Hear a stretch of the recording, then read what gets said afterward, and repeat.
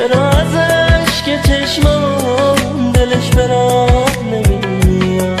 آخه اون که پناه منه، اون که تکیه گاه منه، واسه چشماش میمیرم.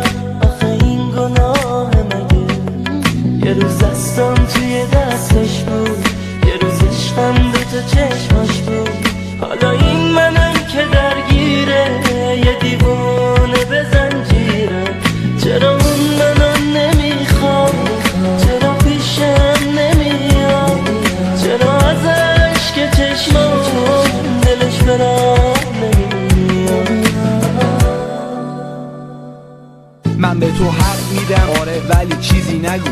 تو عاشق شدی ولی واسش مهم نبود. نمیتونم بگم فراموش کن، منم مثل تو بودم. اون وفادار نبود، منم وفادار نموندم. الان مدت زیادی میگذره از قطع رابطه، ولی نمیدونم کی باعث یا کدوم حادثه. هستم دلیل اصلی رفتنش از پیشم، اما از اتهامات دارم دیوونه میشم. پس عاقبت نداره درگیر عاشقی شدم. چه گلی به سرم زدم منی که عاشق شدم، منی که حاضر شدم بگذرم از همه چیز به خاطر کسی که شد زیباتر از هر چیز. پس چیزی نگو، چه چیزی بگه چه چیزی نگه، با این که میدونم دل واسه صداش تنگه. فراموش کن کسی که هرگز به دست نمیاد، به دست بیار کسی که هرگز نمیره از جا. چرا اون منو نمیخواد؟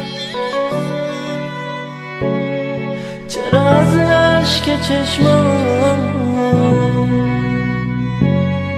چرا اون منو نمیخواد؟ چرا پیشم نمیاد؟ چرا از اشک چشمام دلش برام نمیاد؟ آخه اون که پناه منه، اون که تکیه گاه منه، واسه چشماش میمیرم. آخه این گناه مگه؟ یه روز دستم توی دستش بود، یه روز عشقم دوتا چشماش بود. حالا این منم که درگیره، یه دیوونه به زنجیره.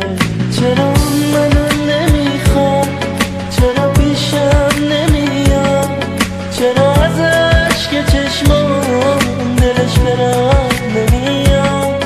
چرا اون منو نمیخواد؟ چرا پیشم نمیاد؟ چرا از اشک چشمام دلش برام نمیاد؟ چرا اون منو نمیخواد؟ چرا پیشم نمیاد؟ چرا از اشک چشمام دلش برام نمیاد؟ چرا اون منو نمیخواد؟ چرا پیشم نمیاد؟ چرا از اشک چشمام